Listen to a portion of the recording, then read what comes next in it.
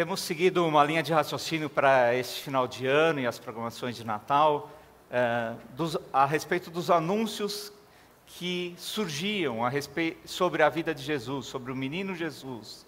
Então, cada vez que nós nos encontramos com um nenê que nasceu e vamos visitá-lo, ou então o vemos de alguma circunstância, nós emitimos algum tipo de opinião a respeito da criança. Olha, a sobrancelha da avó, o nariz parece com o pai, os olhos da mãe. E nós vamos tentando encontrar características no nenê que parece um joelho, que nem alguns dizem, e então para fazermos algum comentário sobre ele, para emitirmos a nossa opinião e também fazermos algum tipo de elogio. Tem que encontrar alguma coisa para elogiar, né? Então a gente fica ali buscando as características para fazer um elogio para o bebê.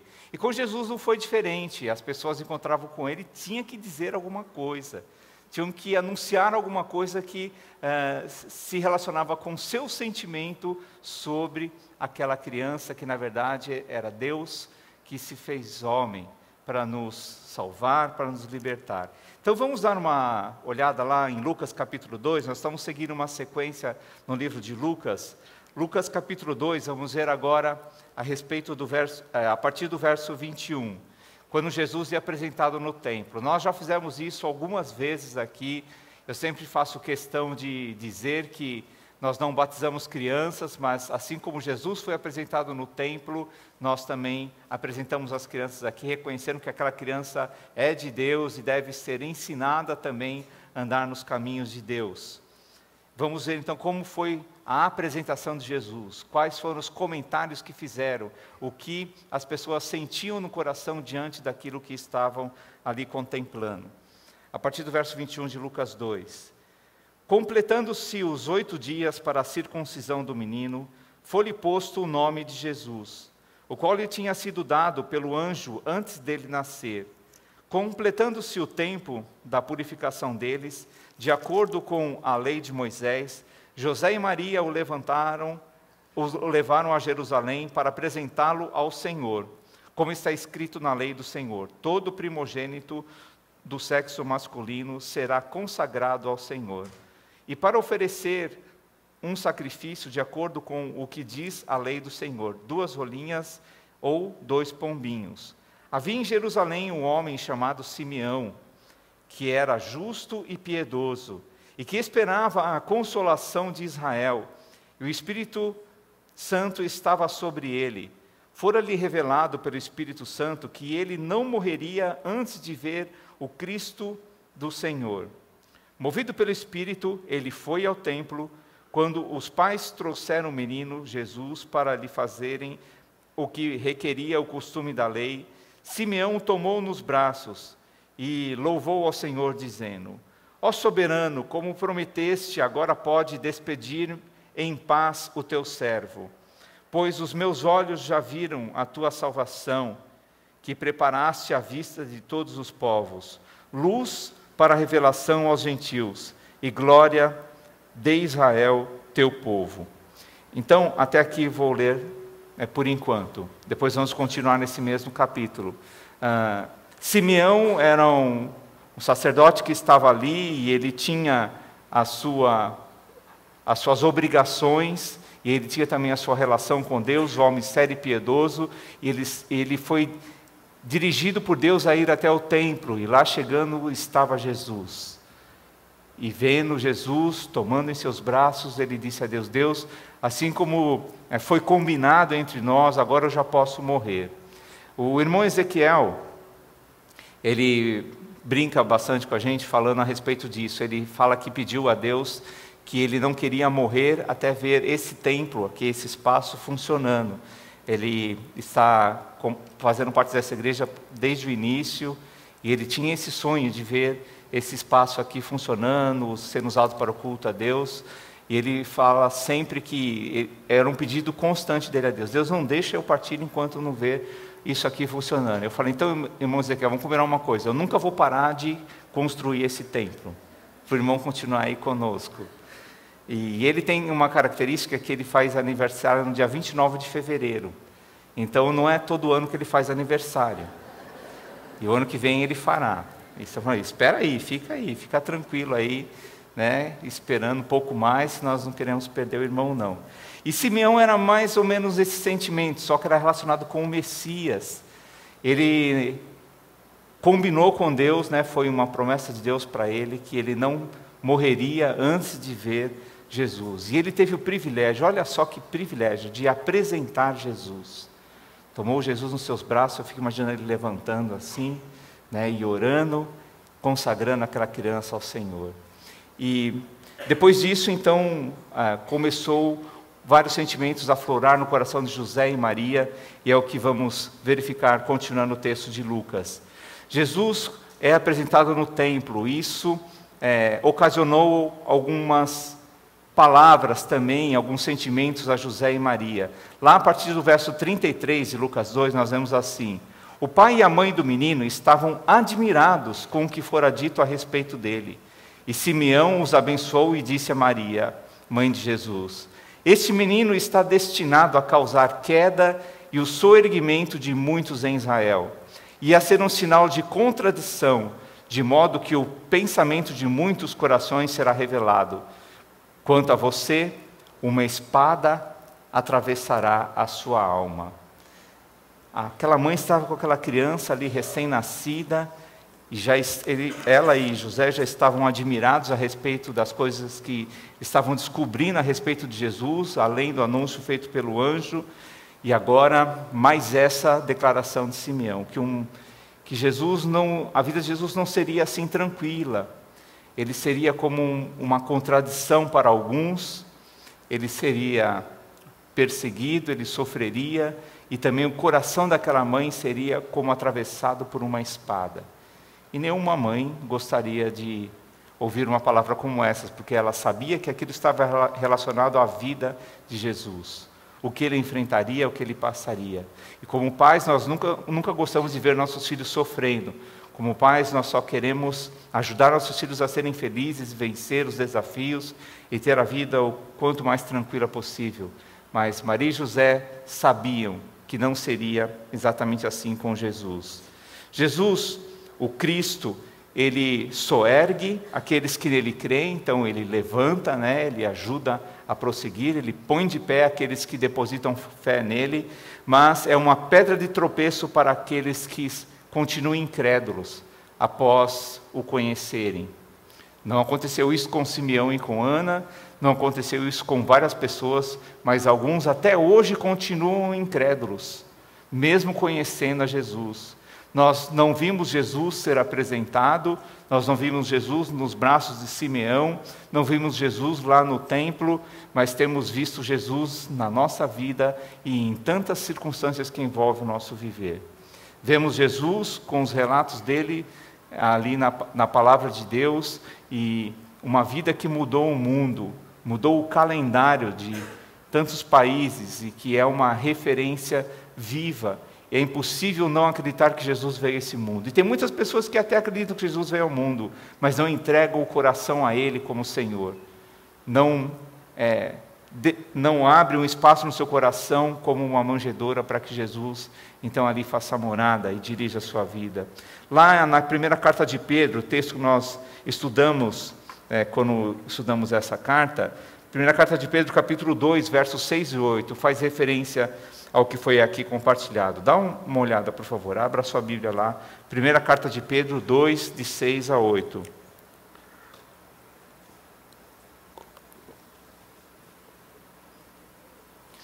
O texto que vocês têm como pastoral no informativo de hoje é a mensagem que eu preguei ontem no chá de Natal. Então essa mensagem não está, mas se você desejar, então manda uma mensagem que a gente envia para você. Você pode assistir no YouTube também durante a semana, para facilitar. Se você está com o seu pequeno grupo funcionando e quer usar esse texto como base, pode também assistir e compartilhar. Vamos lá, primeira carta de Pedro 2, 6 a 8. Pois assim é dito na Escritura: eis que ponho em Sião uma pedra angular, escolhida e preciosa, e aquele que nela confia jamais será envergonhado. Portanto, para vocês, os que creem, essa pedra é preciosa, mas para os que não creem, a pedra que os construtores rejeitaram, tornou-se a pedra angular, a pedra de tropeço e rocha que faz cair. Os que não creem tropeçam, porque desobedecem a mensagem para o que também foram destinados. Então, quando nós cremos em Jesus como Senhor e Salvador, nós somos soerguidos por Ele. Nós não tropeçamos naquilo que Ele representa como correto para a nossa vida. Mas se o rejeitamos, então nós vamos acabar tropeçando naquilo que Ele diz como verdade e que nós estamos negligenciando. Já pensou como seria a sua vida se você tivesse deixado todos os presentes que você ganhou a cada Natal que você viveu em um lugar lá na sua casa? Talvez você não tenha ganho tanto presente assim, mas um bastaria para ser um obstáculo que você poderia tropeçar nele em algum momento.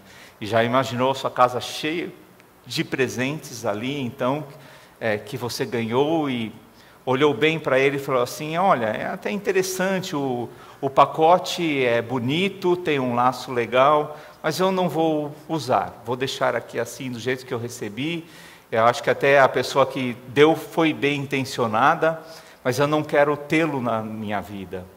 Vou deixar ele aí em algum canto, quem sabe um dia eu resolvo abrir, quando ficar mais velho, quando estiver desocupado, quando estiver necessitado mesmo de algum presente, eu vou lá então e abro. E a sua casa vai ficando abarrotada de presente e sem utilidade alguma, só serve então para você tropeçar e cair e se machucar.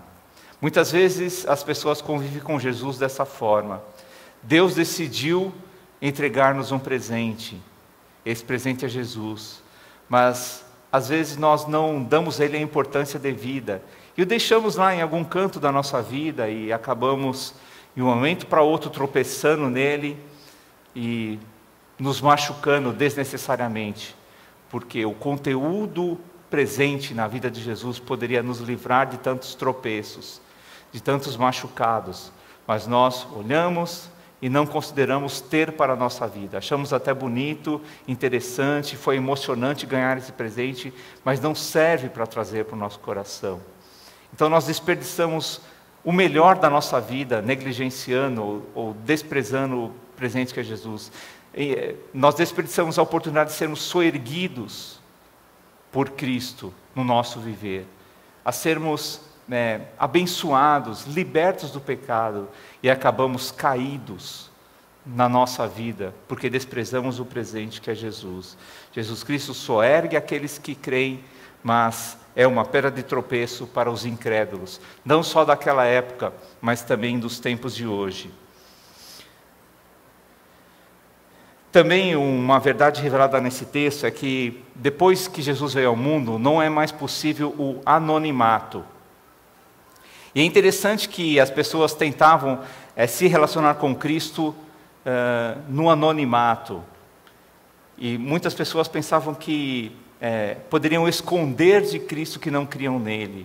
Até mesmo o irmão de Jesus só veio a crer nele mesmo, de verdade, depois que Jesus morreu, um dos irmãos de Jesus. Aí você pode ficar até só: Jesus teve irmão? Teve. Pois é, Maria não teve só Jesus não, depois... os outros não foram do Espírito Santo, foram de José mesmo. E é uma verdade que está na Bíblia, que muitas pessoas desconsideram isso. Mas Jesus teve irmãos, e isso é de importância grande também para nós entendermos o plano de Deus para nós como humanos. E algumas pessoas que conviviam com Jesus achavam que Jesus, que poderiam falar a respeito de Jesus sem se comprometer com o que estavam falando. Alguns falavam para o bem, e alguns também criticavam. Eu destaquei aqui 2 textos em que aconteceu isso, que as pessoas se surpreenderam com a onisciência de Cristo a respeito dos nossos pensamentos sobre Ele. Lucas capítulo 2, verso 35, na parte A, nós vemos que muitas pessoas falarão contra Ele, assim os pensamentos secretos serão conhecidos. Jesus estando presente nesse mundo, tendo vindo a este mundo, os nossos pensamentos secretos foram revelados por Ele. E em algum momento da nossa vida, o que pensamos de verdade sobre Jesus será revelado. E se não aqui, quando formos encontrar com Ele, no julgamento final. O que nós pensamos de verdade, não aquilo que aparentamos pensar sobre Jesus, mas o que pensamos de verdade sobre Jesus, quem Ele é para nós de verdade, então fará diferença, porque será revelado por Ele. É impossível conhecer Jesus sem que os nossos pensamentos sejam revelados por Ele, os verdadeiros pensamentos. Lá em Marcos capítulo 9, verso 16, teve uma ocasião interessante, e os discípulos e muitos judeus e também os fariseus, as pessoas que eram contra e a favor de Jesus, estavam ali discutindo uma situação, e de repente chega Jesus e diz assim: o que vocês estão discutindo? E algumas ocasiões do Novo Testamento nós podemos ver isso acontecendo com frequência. De repente Jesus se levanta e fala: o que vocês estão falando? E Jesus sabia o que eles estavam falando. Assim como Jesus sabe exatamente o que nós estamos pensando, não só nesse Natal, em termos de comprometimento com Cristo, mas em cada dia da nossa vida. Jesus sabe o que está se passando pela nossa mente, qual é o nosso objetivo de vida, que lugar que Ele ocupa no nosso coração, não só na nossa casa, nos nossos enfeites de Natal, na árvore, no presépio do nosso coração, mas que lugar que Ele ocupa na nossa vida. E as pessoas ficavam surpresas. Até mesmo alguns discípulos de Jesus decidiram seguir Jesus por causa desse aspecto da onisciência. Quando ele fala para Filipe: Filipe, eu te vi lá sentado debaixo da figueira. Ele fica impressionado. E então fala assim: tu és mesmo o Cristo. Assim como a mulher samaritana, quando ele manda que ela chame o seu marido, ela fala para ele: mas eu não tenho marido. Pois é, não tem mesmo. Você já está no quarto relacionamento sem que nenhum deles seja de fato o seu marido. E assim Jesus vai mostrando em diversas ocasiões que Ele sabe exatamente o conceito que temos no nosso coração sobre Ele na nossa vida. E quando Ele pergunta: o que vocês estão discutindo sobre mim? Ele fala também ao nosso coração, o que nós estamos de fato pensando sobre Ele. Qual é o nível do nosso comprometimento com Ele na nossa vida, não só na festa que estamos realizando, mas na nossa vida de decisões e de comprometimento de uma forma geral. Jesus o Cristo, Ele pode te levantar, mas você pode também tropeçar nele, se ele não ocupar o lugar adequado na nossa vida. Maria também sofreria ao ver a rejeição e a crucificação de Jesus. Que mãe que não sofre de ver somente o filho com um cortinho no dedo, né? Já fica melindrosa, espirrou, meu Deus, que coisa, né? Eu lembro de uma mãe que ficou desesperada quando percebeu que a fralda estava suja e estava verde. Mas que negócio, nunca vi isso, como assim? E correu para o médico, para o hospital, nos primeiros dias. Então a fralda ficava suja e a sujeira era verde. E talvez ela fosse palmeirense, não sei o que aconteceu. Mas é normal, só que às vezes os pais não têm conhecimento de alguns aspectos, né, da vida da criança, e ficam desesperados, fazem uma confusão danada em termos de proteção do seu filho. E aquela mãe estava ali, recebendo a notícia que Jesus, o seu filho querido, né, o filho gerado pelo Espírito Santo, aquele que já tinha sido reconhecido como Deus, que o anjo tinha dito a ela que era o próprio Deus que havia se feito carne. Então ela ouve a notícia que aquele menino cresceria e sofreria, ele seria rejeitado. E isso seria para ela como uma espada transpassando a sua alma. Diante de tudo que foi revelado a respeito de Jesus, uma opinião secreta e neutra, então não era possível. O nosso comprometimento ou rejeição será revelado de alguma forma, e o resultado dessa revelação do nosso pensamento sobre Jesus será inevitável, será o soerguimento ou queda. Ou nós seremos levantados pelo que cremos em Jesus, e levantados também para a eternidade, para a salvação, vida eterna, ou nós cairemos.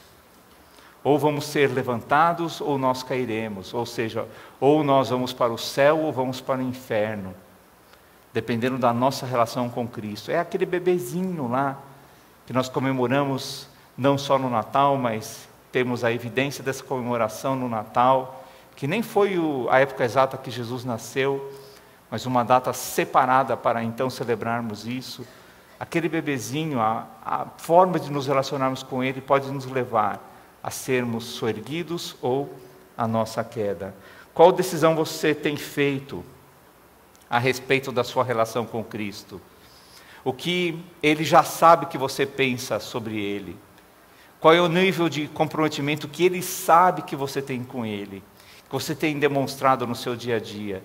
Isso tem te levantado ou tem te levado a quedas e machucados desnecessários na sua vida?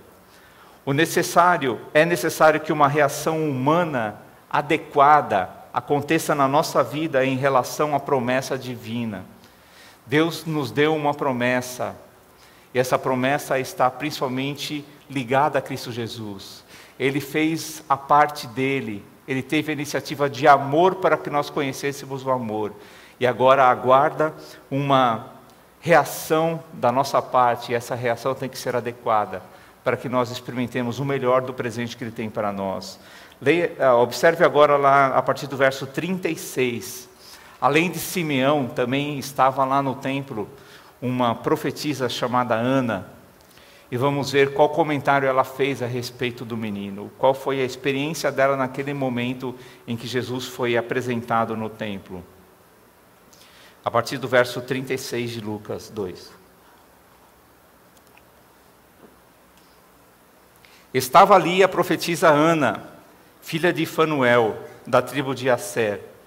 Era muito idosa, tinha vivido com seu marido 7 anos depois de se casar. Então permanecera viúva até a idade de 84 anos. Nunca deixava o templo, adorava a Deus, jejuando e orando dia e noite. Tendo chegado ali, naquele exato momento, deu graças a Deus e falava a respeito do menino a todos os que esperavam a redenção em Jerusalém. Então essa era Ana, conhecida como profetisa. Ela passou a morar no templo depois de ficar viúva, e ela dedicou toda a sua vida então ao serviço do Senhor. Ana foi exemplo de fé em Deus, e porque Deus trouxe sentido à vida dela.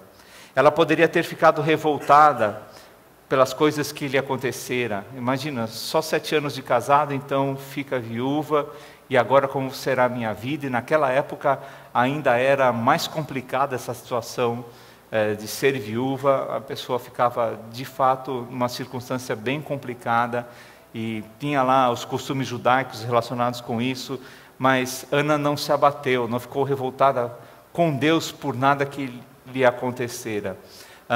Nós vemos algumas pessoas, às vezes, comentando a respeito do Natal, que não gostam do Natal, porque o Natal lhe traz lembrança à mente de situações que a marcaram, a entristeceram de alguma forma.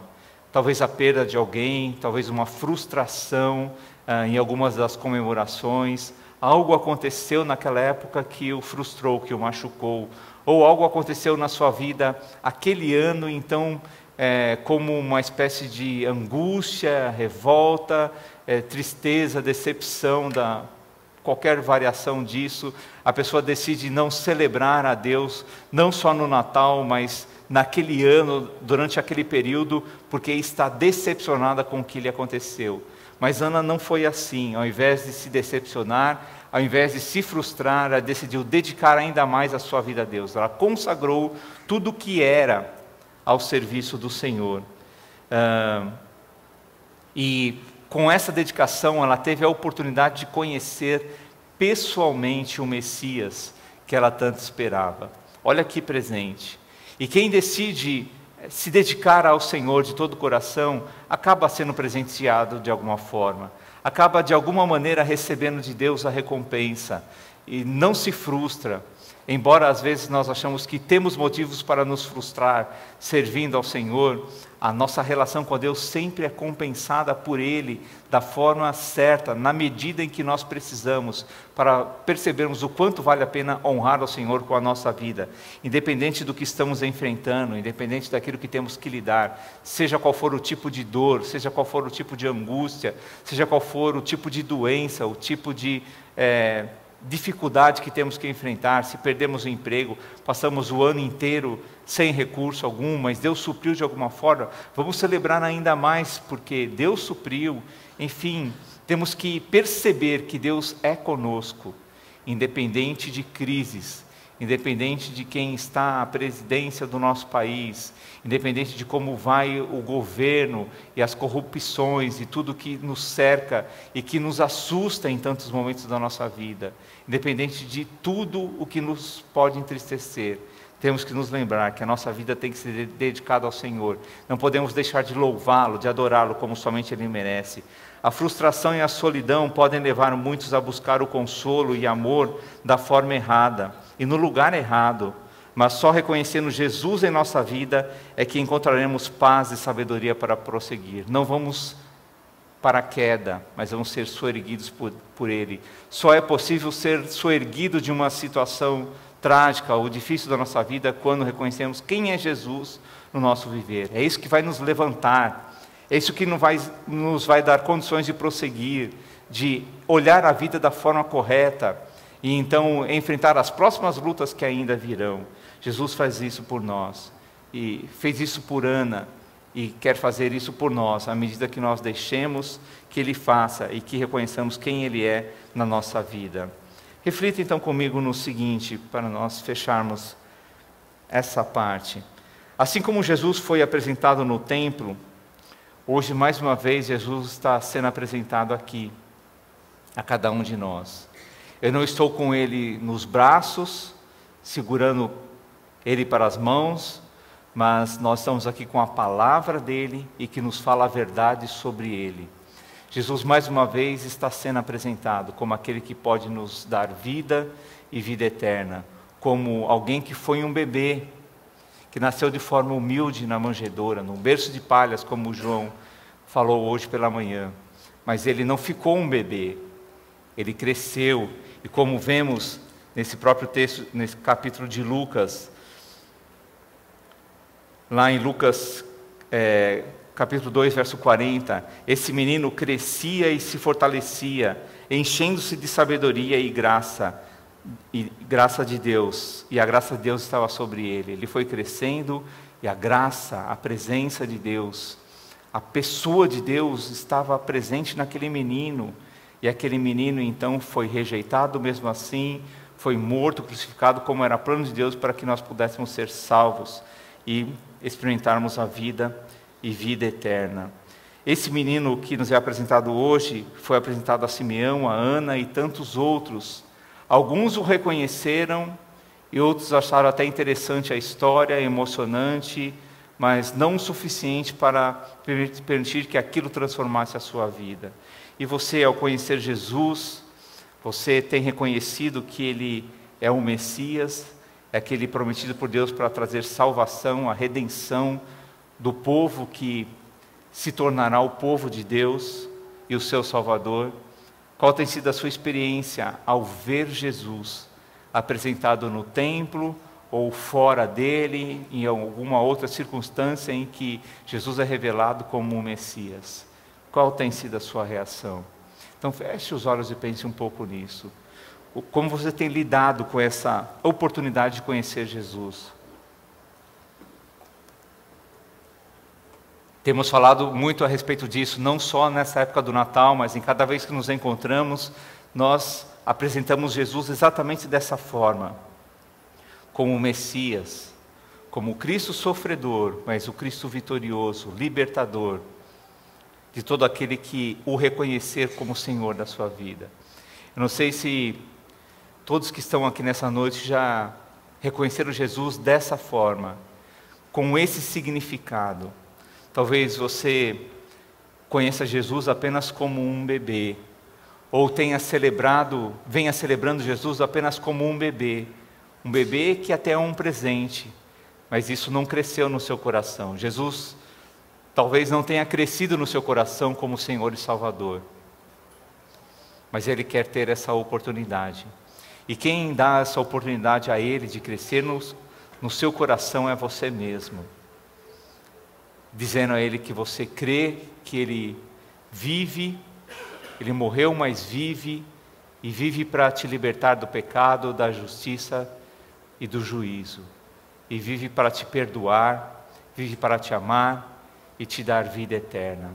E se você deseja ter esse tipo de relação com Jesus, não só como uma simples emoção para uma época do ano, mas uma relação diária com Jesus nesse nível de confessar os pecados a Ele, pedir para que Ele perdoe e que você prossiga sendo liberto desses pecados e crescendo no relacionamento com Ele. Se é esse tipo de relação que você quer ter com Deus e você entende que é assim que você precisa tê-lo no seu coração, quer tomar essa decisão nessa noite, eu quero orar com você.